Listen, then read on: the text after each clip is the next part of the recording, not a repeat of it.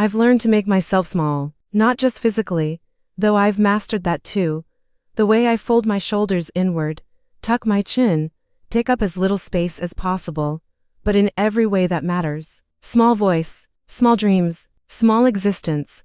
The diner's fluorescent lights hum overhead as I refill coffee cups with practiced efficiency. Table 4 needs ketchup. Table 7 wants their check. Table 9, the one in the back corner, the one I've been avoiding, sits quiet and still, for men in expensive suits who haven't touched their food. They don't belong here. Not in Rosie's diner with its cracked vinyl booths and permanent smell of burnt coffee and grease. But they've been coming every Thursday night for 3 weeks now, always the same table, always ordering food they never eat. I can feel their eyes tracking my movements across the room, especially his eyes, the one they call Dante. He sits with his back to the wall, observing everything with the kind of stillness that makes my survival instinct scream. Dark hair swept back from a face that could have been carved from marble. Beautiful in a severe, uncompromising way. He wears darkness like other men wear cologne, and when his gaze lands on me, I feel it like a physical touch against my skin.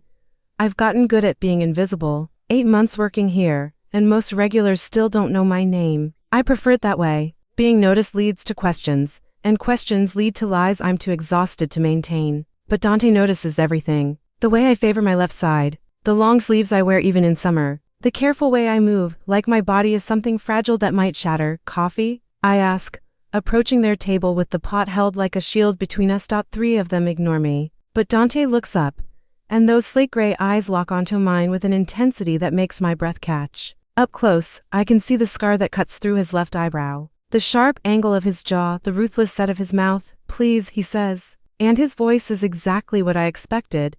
Dark velvet wrapped around steel. My hand shakes as I pour, just slightly, barely noticeable to anyone who isn't paying attention. But he's paying attention. He's always paying attention.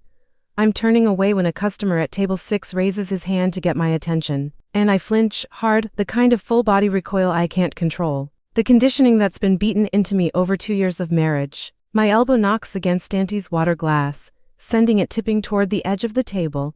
His hand shoots out, catching it before it falls. But he's not looking at the glass. He's looking at me, and something dangerous flickers in those storm cloud eyes. Who's hurting you? The question is quiet, barely above a whisper, but it lands like a bomb in the space between us. No one. The lie comes automatically. A reflex honed by practice. I'm just clumsy. Sorry about the water. Let me see your wrist.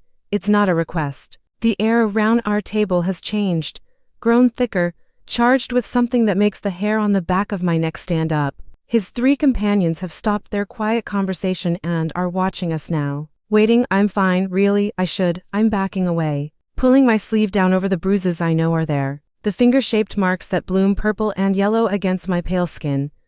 But he's already seen them. I can tell by the way his expression shifts, the way his jaw tightens, the way his fingers curl into a fist on the table. It's the kind of stillness that comes before violence, and I've learned to recognize the signs. What's your name? Another question, this one softer but no less commanding. I shouldn't answer. Every instinct screams at me to walk away, to maintain the careful distance I've built between myself and the rest of the world. But something about the way he's looking at me, not with pity, but with a cold, calculating anger that isn't directed at me, makes me whisper, "Emma, Emma." He repeats it like he's committing it to memory, filing it away in whatever dark catalog he keeps. How long? I don't have to ask what he means. I really need to get back to work. This time, he lets me go, but I can feel his gaze following me across the diner, heavy as a hand on my shoulder. I mess up 3 orders in a row, my mind scattered, my pulse racing. When I risk a glance back at their table, all 4 men are leaning in close, speaking in Italian too rapid and quiet for me to catch.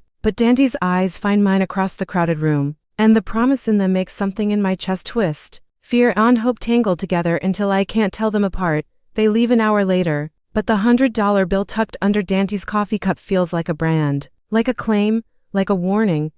I pocket it with shaking hands and try to forget the way he looked at me, like he could see every secret I've spent years hiding, like he was already planning something that terrifies me more than staying does, because I know men like him. I've seen them on the news, read about them in papers. Men who operate in shadows, who make problems disappear, who live by codes I can't understand. The apartment is dark when I get home at midnight, and for one blessed moment, I think Marcus is already asleep. But then I see the empty beer bottles lined up on the coffee table, the flickering glow of the television casting shadows across the wall. And my stomach drops. He's in his recliner, watching me with eyes that are slightly unfocused but alert enough to be dangerous. This is the worst version of him, the one that's had just enough to drink to be mean but not enough to pass out. You're late. His voice is flat, emotionless. That's how it always starts. Busy night, sorry. I set my purse down carefully, keeping my movements small and non-threatening. Did you eat? I can make you something. Where's my money? The tips. He always wants the tips. I reach into my apron pocket and pull out the crumpled bills. $43 that was supposed to buy groceries, pay the electric bill that's 2 weeks overdue. But I don't mention the $100 bill tucked into my bra, pressed against my racing heart. That one I'm keeping. I don't know why. Can't explain the instinct that made me hide it. But some part of me needs to keep that one thing separate from him. Marcus counts the money slowly, deliberately, then looks up at me with disgust. This is it. You're fucking useless, you know that? I don't respond. Responding only makes it worse. He stands, and I track his movements the way a rabbit tracks a wolf. 2 years have taught me his patterns, the way he rolls his shoulders before he strikes, the slight cant of his head, the particular set of his mouth. I'm already bracing when his hand shoots out and grabs my wrist, his fingers digging into the exact spots where the bruises from last week haven't faded. Look at me when I'm talking to you. I raise my eyes to his face, to the man I once thought I loved. He's handsome in a conventional way. Blonde hair, blue eyes, the kind of all-American good looks that made my mother approve when we started dating 3 years ago. Back then, he was charming, attentive. He made me feel special, chosen, like I was the only woman in the world. The first time he hit me was 6 months after our wedding, and he cried afterward, swore it would never happen again, bought me flowers and took me to dinner. That was 18 months ago. He hasn't cried since. I work my ass off every day while you serve coffee to truck drivers and bring home pocket change. He says, his grip tightening until I can feel my bones grinding together. The least you could do is show some fucking gratitude. I'm grateful, I whisper, because it's what he wants to hear. I'm sorry. I'll ask for more shifts. The slap comes fast, snapping my head to the side. My cheek blooms with heat, my eyes water, but I don't cry out. Crying out only makes him hit harder. Don't interrupt me. He releases my wrist and I stumble back, catching myself against the wall. You're lucky I keep you around at all. You think anyone else would want you? Look at you, pathetic. I slide down the wall until I'm sitting, knees pulled to my chest, and wait for him to finish. He paces the small living room, working himself up, ranting about his boss, his job, the bills, my inadequacy. I let the words wash over me. Meaningless noise that I've heard so many variations of that they've lost their power to wound. Eventually, he'll wear himself out. Eventually, he'll go to bed and I'll sleep on the couch. And tomorrow I'll cover the new bruises with makeup and long sleeves and go back to work, where I'll smile and pour coffee and pretend everything is fine. Except tonight. Something is different. Tonight, when I close my eyes, I don't see Marcus's face twisted with rage. I see slate gray eyes and a quiet question. Who's hurting you? I see a $100 bill that felt like a promise. I see 4 men in expensive suits who looked like they could make problems disappear. And for the first time in 18 months, I let myself imagine what it might feel like to be free. The next morning, Marcus is apologetic. He always is the morning after. He makes me breakfast, slightly burnt toast and runny eggs, and kisses my forehead like he's a normal husband, like he didn't spend last night reminding me exactly how worthless I am. I'm sorry about yesterday, he says, not quite meeting my eyes. Work's been stressful. You know how I get.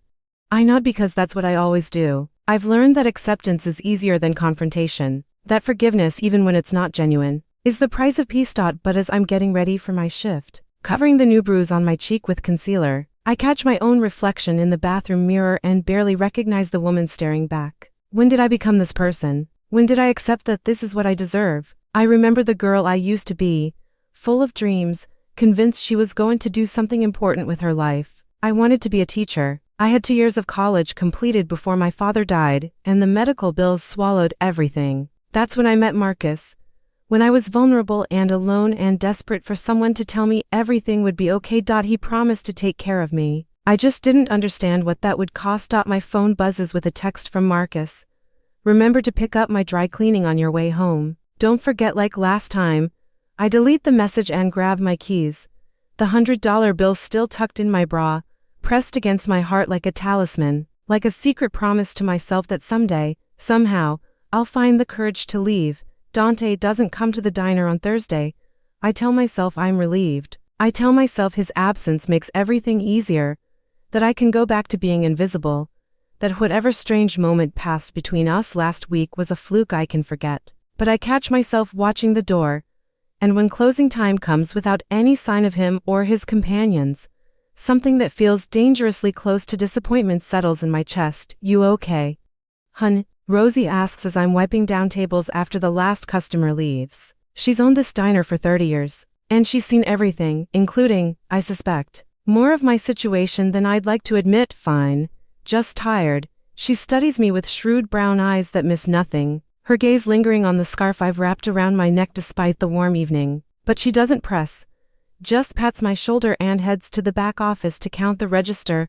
I'm taking out the trash when I see the car. It's parked across the street. A sleek black Mercedes that stands out like a diamond in a coal mine in this neighborhood. The windows are tinted, but I can feel someone watching me from inside. Every instinct screams danger, and I'm backing toward the diner's door when the rear passenger window rolls down. Dante looks out at me, his expression unreadable in the dim streetlight. Emma, get in the car. I have to finish closing. Get in the car, not a request. A command that expects obedience. I should run. I should scream for Rosie, call the police, do any of the sensible things a woman alone should do when a dangerous man orders her into his vehicle. But instead, I find myself crossing the street on shaking legs, my heart pounding so hard I can feel it in my throat. The door opens from the inside. The interior is all black leather and the smell of expensive cologne, something dark and woodsy that makes me think of forests and shadows. Dante sits in the back seat, another man I recognize from his usual table in the driver's seat. The moment I slide in, the door closes and locks with a soft click that sounds like a trap snapping shut. Where do you live? Dante asks. Why? My voice comes out steadier than I expected because I'm having you followed, and I'd prefer you simply tell me rather than waste my resources. He says it matter-of-factly, like having someone followed is perfectly reasonable behavior. I can have the address in 10 minutes. Or you can tell me now. The casual admission should terrify me more than it does. Are you trying to scare me? No, I'm trying to help you. He turns to face me fully, and in the close confines of the car, I can see details I missed before. The gray threading through his dark hair at the temples, the small scar on his chin, the exhaustion that lives behind his eyes. Tell me about your husband. The question steals my breath. How did you? The ring you wear on a chain under your shirt. The way you flinch at raised voices but not at raised hands. You've learned the pattern. Learned when the violence is coming. The bruises that appear in new places every few weeks. You're married, and he hurts you, and you haven't left. His voice is clinical, detached, like he's reading from a report. What I don't know is why you stay. Shame burns hot in my chest, mixing with anger and fear and a terrible relief that someone finally sees. You don't understand. Then help me understand. And somehow, sitting in the dark with this dangerous stranger, I find myself talking. I tell him about my father's death, the medical debt, dropping out of college, about meeting Marcus, the whirlwind romance, the wedding my mother was so happy about the first time he hit me, and the second, and how somewhere around the 10th time I stopped counting and started surviving. I have nowhere to go. I hear myself say, no money, no family, my mother died last year. If I leave, he'll find me. He's told me what he'll do if I try to leave, and I believe him. Dante listens without interruption, his expression never changing, giving nothing away. When I finish, he's quiet for a long moment, and I can see his mind working behind those gray eyes, calculating angles I can't see. What's his name? He finally asks. Why? What is his name? Marcus Reeves. The answer comes before I can stop it, and once it's out, I can't take it back. Please, you can't. Whatever you're thinking. What's your address? I give it to him. I don't know why. Maybe because some part of me is so tired of being afraid that even the unknown terror this man represents feels like a relief. Maybe because when he looks at me, I don't feel invisible anymore. Go home, Dante says, and the driver unlocks the doors. Pack a bag with whatever you can't live without. Be ready to leave within an hour. What? No, I can't just. Yes, you can. His hand reaches out and I freeze, but he only adjusts the scarf around my neck, his fingers gentle despite the violence I know he's capable of. I'm going to ask you a question,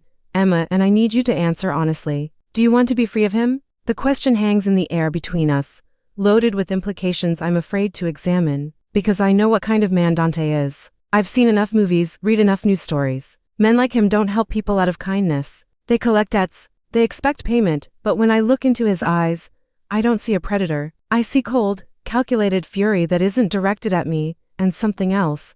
Something that looks almost like understanding. Yes, I whisper. God help me. Yes, he nods once, satisfied. Then trust me 1 hour. Be ready. I stumble out of the car and watch it glide away into the night, my mind spinning, my hands shaking. I should go to the police. I should run as far from both Marcus and Dante as I can get. I should do anything except what I'm about to do. Instead, I walk to my car and drive home. And I start packing. Marcus is already drunk when I walk through the door.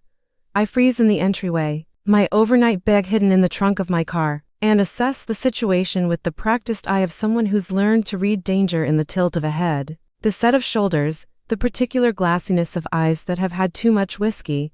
He's in the living room, and he's not alone. 2 of his friends from work are there, Dave and someone I don't recognize, both of them red-faced and loud. Empty bottles scattered across the coffee table. The apartment smells like beer and cigarettes and male aggression, and every cell in my body screams at me to turn around and leave.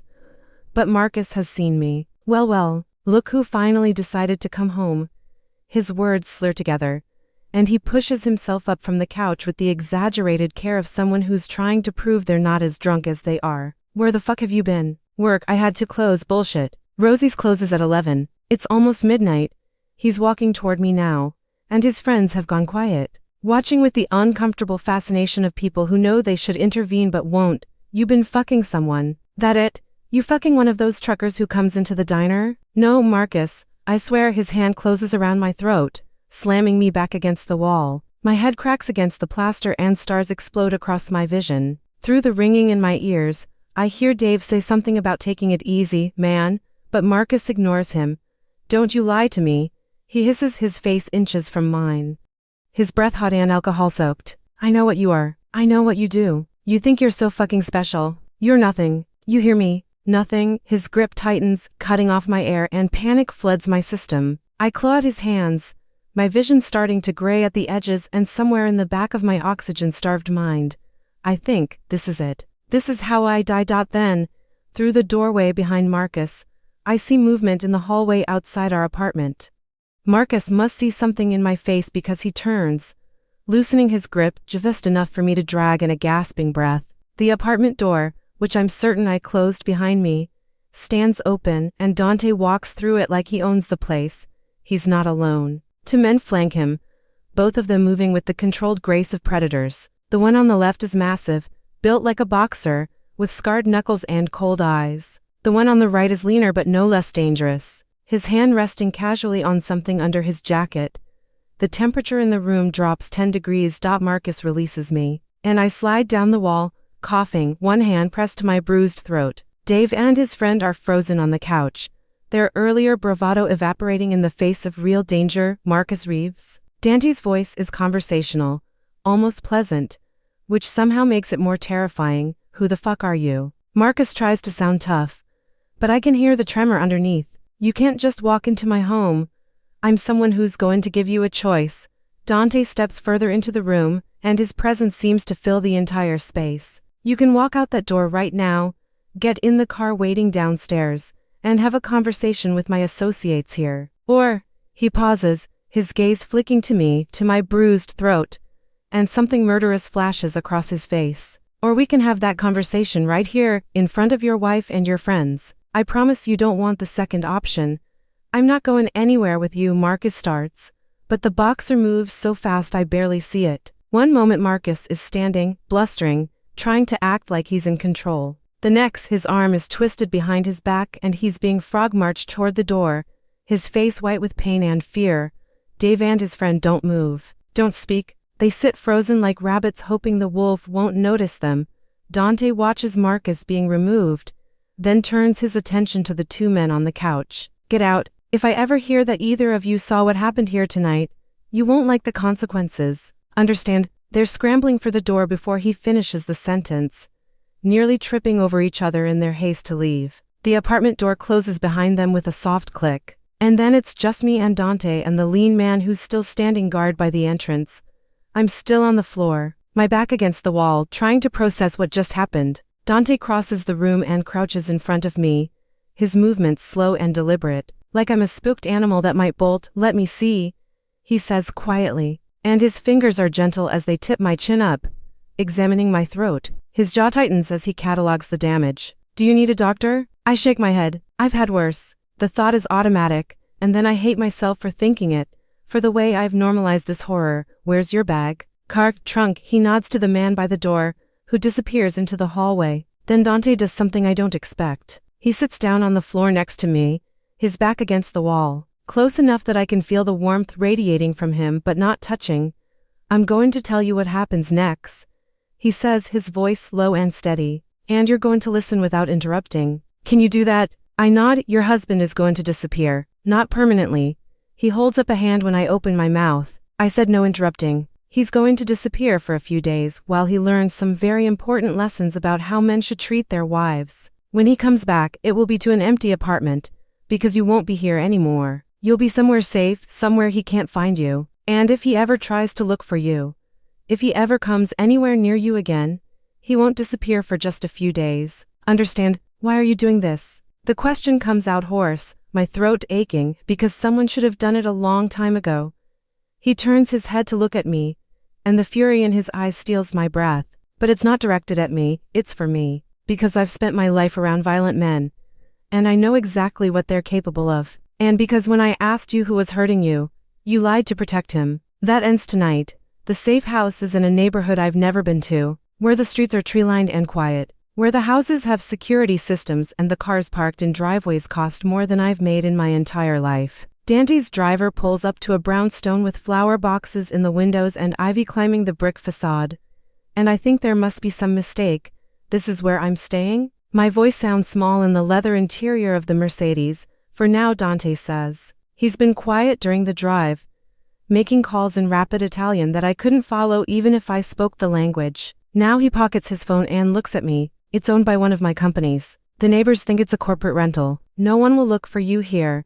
The lean man, whose name, I've learned, is Luca, carries my single bag to the front door while Dante escorts me inside with a hand at the small of my back. The gesture is protective, almost courteous, completely at odds with the violence I witnessed in my apartment. The interior is beautiful. Hardwood floors, crown molding, furniture that looks expensive but comfortable. There's fresh flowers on the entryway table and the faint scent of lemon polish in the air. It looks like a home, not a safe house. "Kitchen stocked," Dante says, leading me through the space. "Bedroom upstairs, bathrooms attached. Security system is already armed. The code is written down by the panel. Don't open the door for anyone except Luca or myself." I'm standing in the middle of the living room, trying to process everything that's happened in the last 2 hours. And it hits me all at once. The crash of adrenaline leaving my system. The reality of what I've done. I've left my husband. I've thrown my lot in with a man I don't know. A dangerous man who makes people disappear. I have no job, no money, nowhere else to go. I'm free. I'm terrified. I'm shaking so hard my teeth chatter. And then I'm crying, great, gasping sobs that I can't control. Months of fear and pain and exhaustion pouring out of me like a dam breaking. My knees give out and I'm falling, but Dante catches me, his arms strong and steady as he lowers us both to the couch. "Breathe," he says.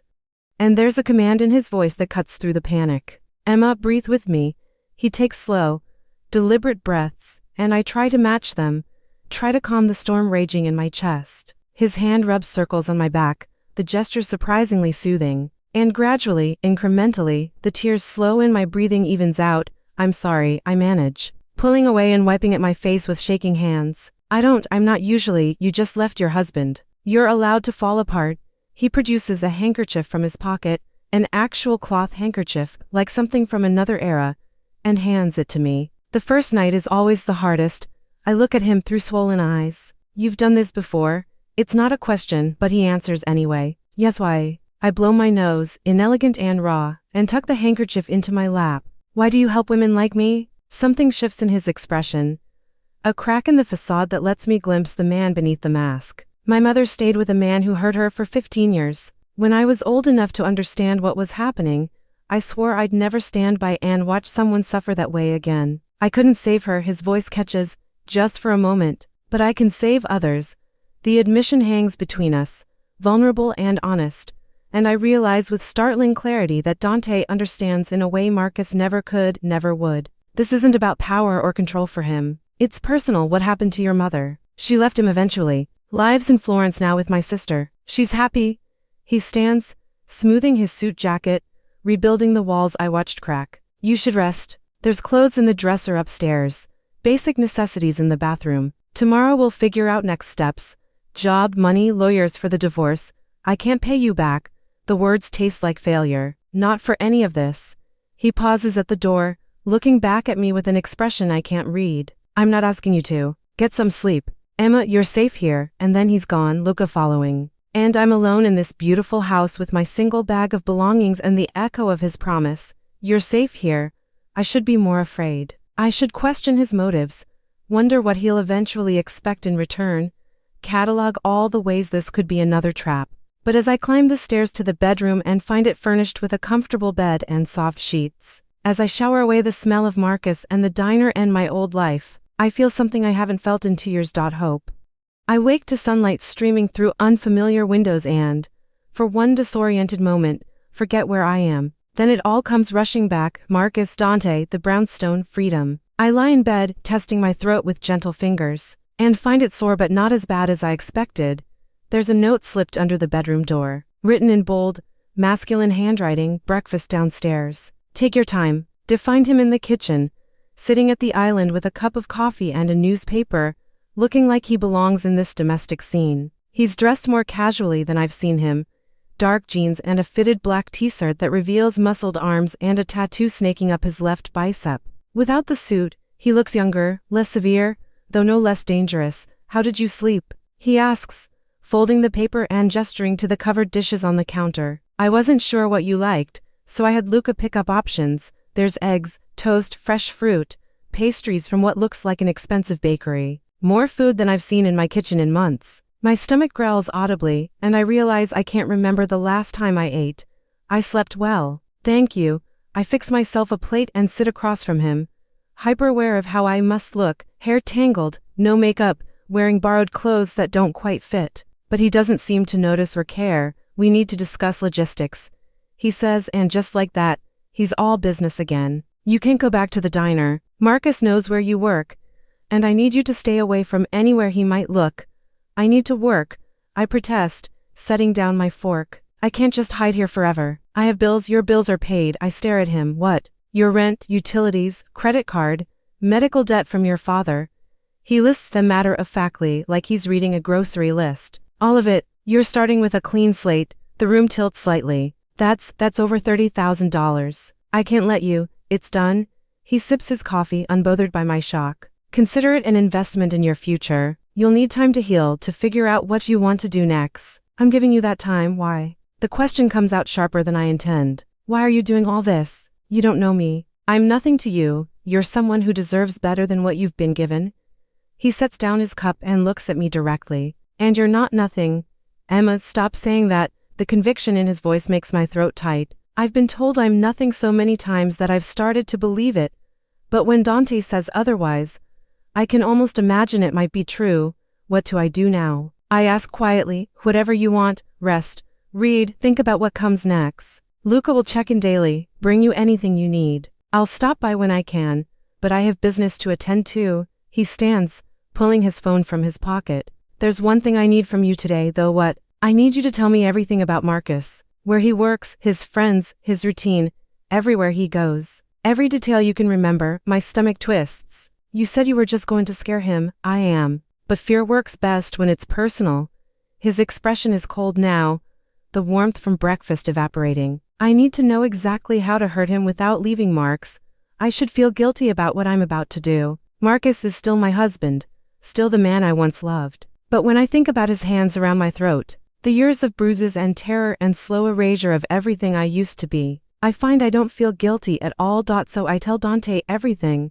I tell him about Marcus's job at the warehouse, his boss who he hates, the friends he drinks with every Friday. I tell him about his mother who lives 2 states away and calls once a month, about his fear of heights, his pride in his truck. I tell him about the gun he keeps in the nightstand, unregistered, purchased from some friend of a friend, and the way he collects grievances, nursing them like precious wounds. Dante listens, occasionally asking clarifying questions, and I can see him building a profile, identifying vulnerabilities. When I finish, he nods once, satisfied. Good, that's helpful. He heads toward the door, then pauses. Emma, what he did to you, what he made you believe about yourself, none of it was true. You understand that, right? I don't answer because I'm not sure I do understand, not yet. But he doesn't seem to expect a response. He just leaves, and I'm alone again with my thoughts and my clean slate and the strange new reality I'm trying to navigate. 3 days pass in a suspended kind of peace. I sleep. God, I sleep more than I have in years, long stretches of dreamless darkness that let my body begin to heal. I eat regular meals, take long baths, watch television without worrying about the volume being too loud. I exist in the space without fear. And it's so unfamiliar that sometimes I catch myself waiting for the other shoe to drop. Luca comes by twice a day, bringing groceries and checking the security system. He's not much of a conversationalist, but he's not unkind. He brings me books from the bookstore when I mention I like to read, and he always asks if I need anything before he leaves. Dante comes once, late at night on the second day. I'm reading in the living room when I hear his key in the lock, and my heart jumps, with fear or anticipation. I'm not sure which. He looks exhausted. There's blood on his knuckles and his shirt, though he's made some attempt to clean up. When he sees me staring, he glances down at himself and grimaces. Sorry, I should have called first. Is that Marcus's blood? Some of it.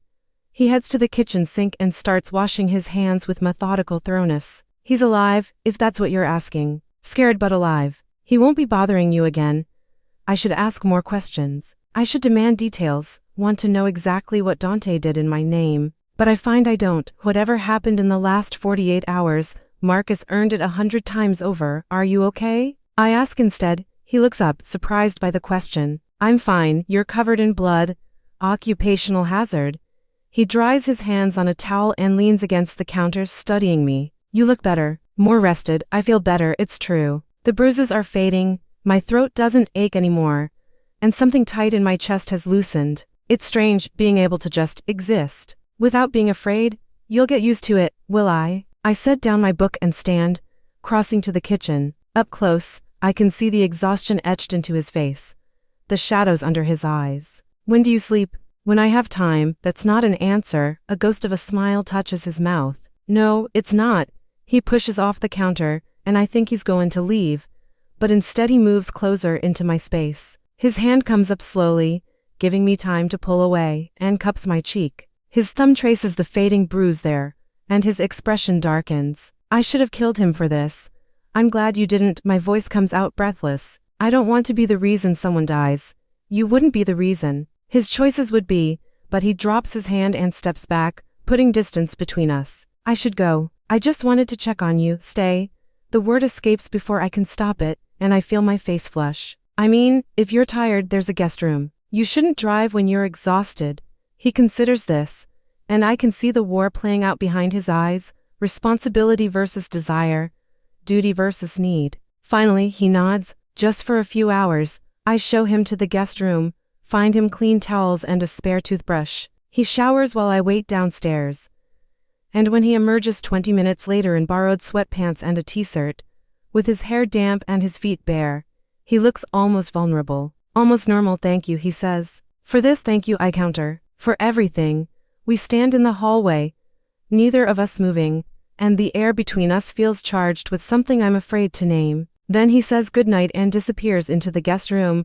I don't see Dante for a week after that night. Luca continues his daily visits, always professional, always careful not to intrude on my space. When I ask about Dante, he just says business in a tone that discourages further questions. So I don't push. I fill my days with reading, cooking elaborate meals I don't have to share, walking through the neighborhood in the early mornings when the streets are empty. I'm healing, physically and emotionally. The bruises have faded to yellow-green shadows that I no longer feel the need to hide. I've started wearing short sleeves, letting the sun touch my arms. Small freedoms that feel monumental. But I catch myself listening for Dante's footsteps, watching the door, feeling disappointed when it's only Luca, I tell myself it's gratitude, that I just want to thank him properly. But late at night, when I'm alone with my thoughts, I admit the truth, I miss him on the 8th day. He finally comes back. It's late afternoon and I'm in the kitchen, attempting to make pasta from scratch, when I hear the front door. I've stopped flinching at the sound, stopped bracing for violence. But my heart still leaps when I recognize his footsteps. He appears in the kitchen doorway, and he looks different somehow, lighter. The tension that usually lives in his shoulders has eased. And when he sees me covered in flour, his mouth curves into something that's almost a smile. Cooking, trying to, I gesture at the disaster zone of my workspace. Flour everywhere, dough that's probably too wet. The pasta maker looking vaguely threatening. It's not going well, let me help. He shrugs off his jacket, rolls up his sleeves, and washes his hands at the sink. Then he's beside me, his presence warm and solid, reaching for the dough with confident hands. My grandmother taught me to make pasta when I was 8. It's all in the texture, you need to feel it. He kneads the dough with practiced efficiency, his movements sure and graceful, and I watch, mesmerized. There's something intimate about seeing him like this, domestic and unguarded. Flour dusting his forearms. Where have you been? I ask, trying to sound casual, dealing with loose ends. He glances at me sideways. Your husband filed for divorce 3 days ago. You should receive the papers soon. He's also left the city. Took a job in Oregon, as far from here as he could get. Relief floods through me so intensely it's almost painful. He's really gone. He's really gone. And if he's smart, he'll stay gone. Dante divides the dough into sections and hands one to me. Here, roll this out thin. Then we'll cut it. We work in companionable silence for a while, and I'm struck by how comfortable this feels. Cooking together in the golden afternoon light, shoulders occasionally brushing, no fear coloring the air. When our hands touch as he's showing me how to guide the dough through the machine, neither of us pulls away immediately. I need to tell you something, he says after a long moment. About what comes next, my stomach tightens. Here it is, the payment he'll expect, the price of everything he's done. I brace myself, ready to negotiate, to figure out what I'm willing to give. You can stay here as long as you need, he continues, focused on the pasta. But you should start thinking about what you want to do. School, work, a fresh start somewhere else. Whatever you choose, I'll help make it happen. No strings attached. I stop rolling dough and stare at him. No strings, no strings. He finally looks at me, and his expression is open, honest. I know what you're thinking, that I must want something, that this is all leading somewhere. But it's not. I helped you because it was the right thing to do, not because I expect anything in return. I don't understand you. The confession slips out before I can stop it. You're a criminal. You hurt people. But you're also, I gesture helplessly, searching for words. Kind, gentle. You make pasta with your grandmother and you save women from bad marriages, and I don't know how those things exist in the same person. He's quiet for a long time, measuring his words. People aren't just one thing. Emma, I've done terrible things in my life, things I won't apologize for because they were necessary in my world. But that doesn't mean I can't also do good when I have the chance. We're all contradictions, light and dark, good and evil, all mixed together. Which are you? I ask. Light or dark? Both, neither does it matter. He turns to face me fully, and there's a challenge in his eyes. Are you afraid of me? I consider the question honestly. Am I afraid? Not anymore. Not in the way I was afraid of Marcus anyway. There's a wariness, yes, a healthy respect for what Dante's capable of. But underneath that is something else, trust, maybe. Or the beginning of it. No, I say finally. I'm not afraid of you, you should be. But he's smiling when he says it, soft and almost sad. I'm not a good man. Emma, don't make the mistake of thinking I am just because I helped you. Maybe you're a better man than you think. He shakes his head, returning his attention to the pasta. Or maybe you're too kind to see me clearly. We finish cooking in silence, but it's comfortable rather than tense. He makes a simple sauce with tomatoes and garlic and basil, and we eat together at the kitchen island as the sun sets outside, painting the room in shades of gold and amber. It's the most normal I've felt in years, and the most dangerous, because somewhere between the pasta and the conversation, and the way he looks at me when he thinks I'm not paying attention, I've started to feel something I shouldn't feel, something that feels perilously close to falling. Dante starts coming by more often after that. Sometimes it's during the day, brief visits between meetings where he'll check on me, make sure I have everything I need. Other times it's late at night, when he looks exhausted and haunted by whatever darkness his business involves. Those nights, I make him coffee or tea, and we sit together in the living room, not always talking, just existing in each other's space. He brings me things, books he thinks I'll like, a laptop so I can research school programs, a ridiculous succulent plant that he claims will be impossible to kill, even for me, small gestures that feel significant, weighted with meaning neither of us is ready to name. 2 weeks after the pasta incident, he arrives in the middle of the afternoon and announces, "We're going out." I look up from my book, startled. "What? Out? Dinner? You've been cooped up in this house for almost a month." He's leaning against the door frame, hands in his pockets, and there's something different about him today, lighter, more relaxed. "You need to remember what the world looks like." I don't know if that's a good idea, Emma. He crosses the room and takes my book gently from my hands, marking the page before setting it aside. "Marcus is gone. He's not coming back. You can't hide forever." "I'm not hiding. I stop because of course I'm hiding. I've been using safety as an excuse to avoid facing the fact that I need to rebuild my entire life. What if someone sees me with you? What if people ask questions? Let them ask." He pulls me to my feet. "Go get dressed. Something nice. We're going somewhere that requires more than sweatpants, Dante. One dinner. If you hate it, we'll come straight back and you can go back to hiding." He says it gently, but there's a challenge in his eyes. "But I think you need this. I think you need to remember you're alive." He's right. God, he's right, and I hate how well he can read me. So I go upstairs and stare at my limited wardrobe, mostly the borrowed clothes that have been provided over the last month. But there in the back of the closet, I find a dress I don't remember seeing before. It's simple but elegant, dark green silk that falls to just above my knees. There's a note pinned to the hanger in Dante's bold handwriting. "Thought you might need this. To shower, do my hair and makeup for the first time in weeks, and slip into the dress. It fits perfectly, hugging my curves in ways that make me feel feminine and powerful. When I look in the mirror, I barely recognize the woman staring back. She looks confident, strong, beautiful. When I come downstairs, Dante is waiting in the living room, and the expression that crosses his face when he sees me makes my breath catch. It's not just appreciation, it's hunger, desire, something fierce and barely controlled that he quickly masks. "You look stunning," he says simply. "Thank you for the dress." I'm suddenly regretting the dress. His voice is rough, and he clears his throat. "Let's go before I change my mind about leaving the house." The restaurant is in a part of the city I've never been to. All cobblestone streets and historic buildings with warm light spilling from windows. It's the kind of place I've walked past but never imagined entering. Too expensive, too elegant, too much for someone like me. But Dante walks in like he owns it, and the host greets him by name, leading us to a private table in the back corner, where we can see the whole room but maintain our privacy. The other diners are well-dressed couples and business associates, the kind of people who belong in places like this. "Do you come here often?" I ask once we're seated, and immediately wince at how cliché that sounds. He smiles. "Often enough. The owner is a friend. The food is excellent, and the wine list is even better." He orders for both of us in rapid Italian, then turns his full attention to me. "Tell me something." "Tell you what?" "Anything. What did you want to be before?"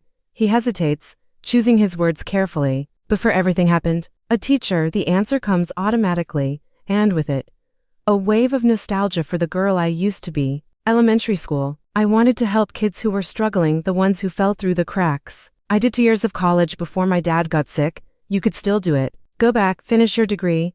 I shake my head. I'm almost 30. That's too old to start over. Bullshit. The profanity sounds harsh in the elegant setting, but his eyes are fierce. You're never too old to start over. Look at you. A month ago you were trapped in an abusive marriage with no way out. Now you're free. If you can do that, you can do anything. His conviction is intoxicating. And for the first time, I let myself imagine it, going back to school, finishing what I started, becoming the person I always wanted to be. It feels impossible and thrilling all at once. "What about you?" I ask. "Is this what you always wanted to be?" He's quiet for a long moment, considering the question. "I grew up in this life. My father was involved in certain businesses. I never really had a choice.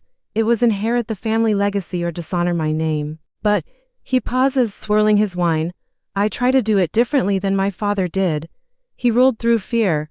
I prefer loyalty earned through respect." "Is that why you help women like me?" "Partially. Also because I can, because I have the power to make a difference, and I choose to use it for something good whenever possible." He meets my eyes. "Does it bother you? What I do?" I think about it honestly.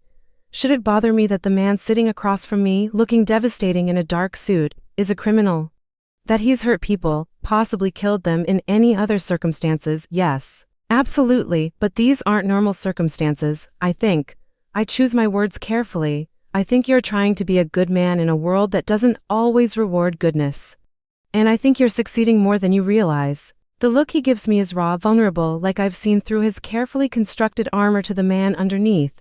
For a moment, I think he's going to say something important. Something that will change everything between us.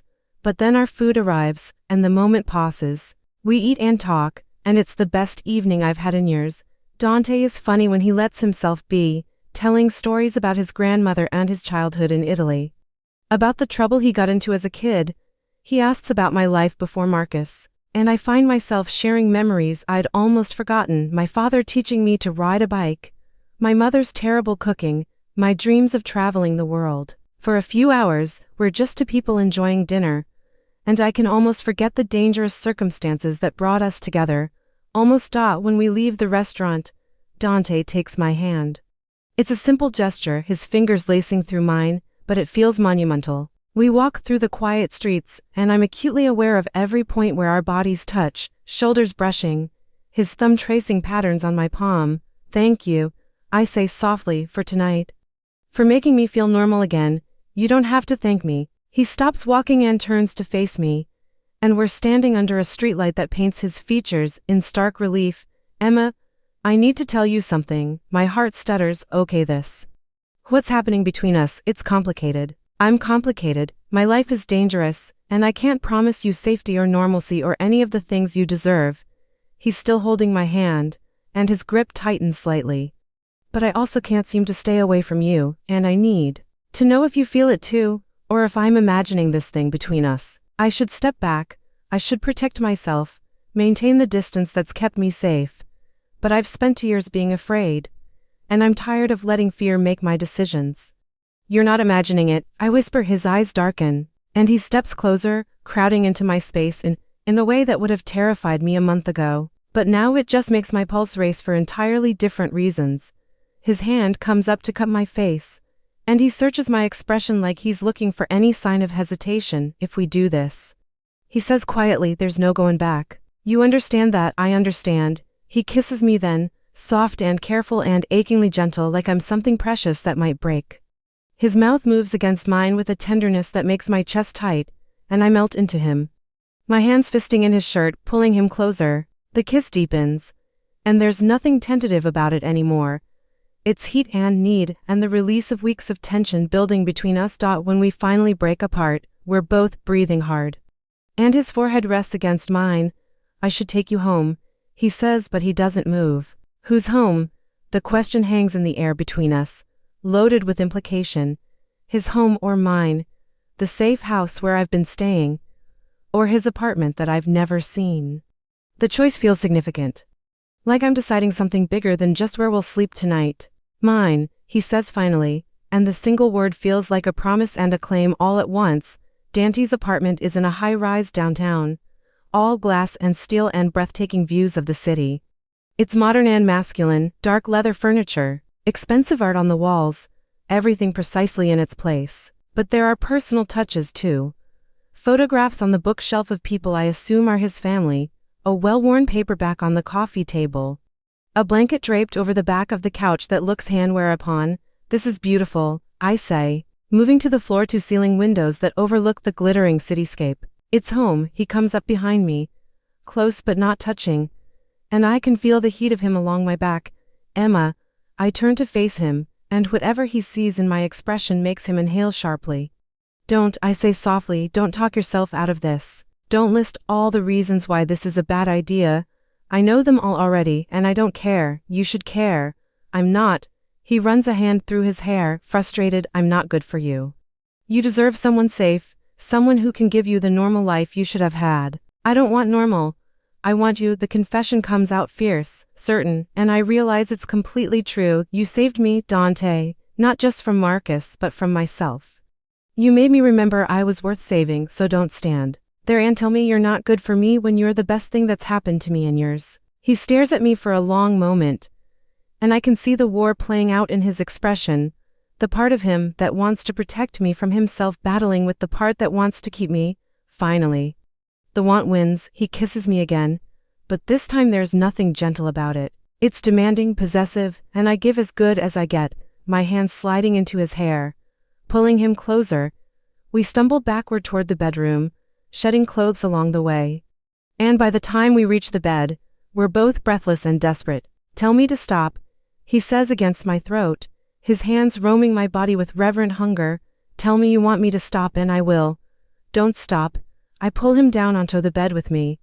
Don't you dare stop, and he doesn't. I wake to sunlight streaming through unfamiliar windows and Dante's arm wrapped around my waist, holding me against his chest. For a moment, I lie still, savoring the warmth of his body, the steady rhythm of his breathing, the safety I feel in his embrace. You're awake, he murmurs against my hair, and I realize he's been watching me sleep.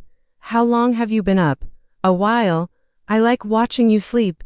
He presses a kiss to my bare shoulder. You look peaceful, content. I turn in his arms to face him, and the expression in his eyes steals my breath. It's soft and open, vulnerable in a way I've never seen from him before. I am content, I say honestly. Are you? More than I've been in years. He traces my face with gentle fingers, like he's memorizing every detail. Emma, about last night, if you're about to apologize or tell me it was a mistake, don't. I press my fingers to his lips. Last night was perfect, you're perfect. And I'm not going anywhere unless you want me to. I don't want you to go anywhere. He catches my hand and kisses my palm. I want you to stay here with me, for as long as you'll have me. That could be a very long time. I'm counting on it. We stay in bed for hours, talking and touching and learning each other's bodies, each other's stories. He tells me about growing up in his father's shadow, about the violence he witnessed as a child, about the choices he's made and the ones he regrets. I tell him about my dreams and fears, about the woman I used to be and the one I'm trying to become. And somewhere in those hours, I realize I've fallen completely, irrevocably in love with him. It should terrify me. How fast it's happened, how deeply I feel it, but instead, it feels like the most natural thing in the world, like coming home after being lost for years. What are you thinking? Dante asks, tucking a strand of hair behind my ear. That I love you. The words slip out before I can stop them, and I tense, waiting for him to pull away, to tell me it's too soon, to panic. But he just smiles, a real smile, broad and genuine and breathtaking. Good, he says simply, because I love you too. Have since that first night at the diner when you tried to lie to me about the bruises. He pulls me closer. I looked at you and thought, this woman deserves better, and then I thought, I want to be the one to give it to her. 3 months later, I'm standing in the doorway of a classroom at the community college, a stack of textbooks in my arms and terror and excitement warring in my chest. I'm enrolled in the education program, on track to finish my degree. Dante paid the tuition, fought with me about it for a week before I finally accepted, and now I'm here, actually doing it, reclaiming the dreams I thought were dead. You're going to be late, Dante says from behind me, and I turn to find him leaning against the hallway wall, arms crossed, watching me with amusement. You didn't have to drive me. I could have taken the bus. I wanted to. He pushes off the wall and comes closer, adjusting the collar of my shirt with gentle fingers. It's your first day. Of course I'm going to be here. My heart swells. He's been like this since that night in his apartment, attentive, supportive, constantly finding small ways to show he cares. We've fallen into an easy rhythm, splitting time between his apartment and the safe house, building a life together one day at a time. It's not perfect. His business still takes him away for days at a time, and I worry every time he leaves, terrified he won't come back. We've had fights about his dangerous work, about my tendency to downplay my own needs, about the future we're both afraid to plan too concretely. But we always come back together, always find our way through the difficult conversations. I should go, I say reluctantly. Class starts in 5 minutes. Go, he kisses me softly. I'll pick you up after. We're having dinner with my sister tonight. Remember, right? Rosa, who's flying in from Florence specifically to meet me. I'm terrified and honored in equal measure. I remember. Dante, I catch his hand before he can leave. Thank you for everything, for believing in me when I didn't believe in myself. Always, he says. And the promise in that single word carries the weight of forever. I watch him walk away. This dangerous, beautiful man who saved me and then loved me back to life. And I feel something I haven't felt since before my father died, pure, uncomplicated hope for the future. 6 months after that first dinner, we're back at the same restaurant where he first took me, but this time there's a small velvet box on the table between us. And Dante looks uncharacteristically nervous. I know we said we'd take things slow, he begins. And I can see him choosing his words carefully. And I know your divorce was only finalized a few months ago. But Emma, he reaches across the table and takes my hand. I can't imagine my life without you in it. You've made me want to be better, do better. You've given me a reason to come home at night. He opens the box, revealing a ring that's both elegant and understated. A single diamond set in platinum. Exactly what I would have chosen for myself. Marry me, he says. Not a question, but not quite a command either. A hope, a plea. Let me spend the rest of my life proving you made the right choice and trusting me.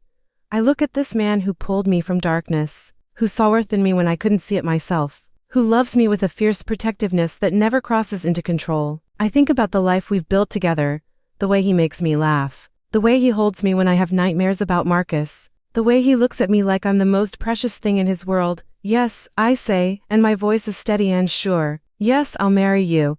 He slides the ring onto my finger, and it fits perfectly, like everything else with him, like it was always meant to be this way. We kiss across the table, oblivious to the other diners. And when we finally break apart, we're both grinning like idiots. I love you, he says, and there's wonder in his voice, like he still can't quite believe this is real.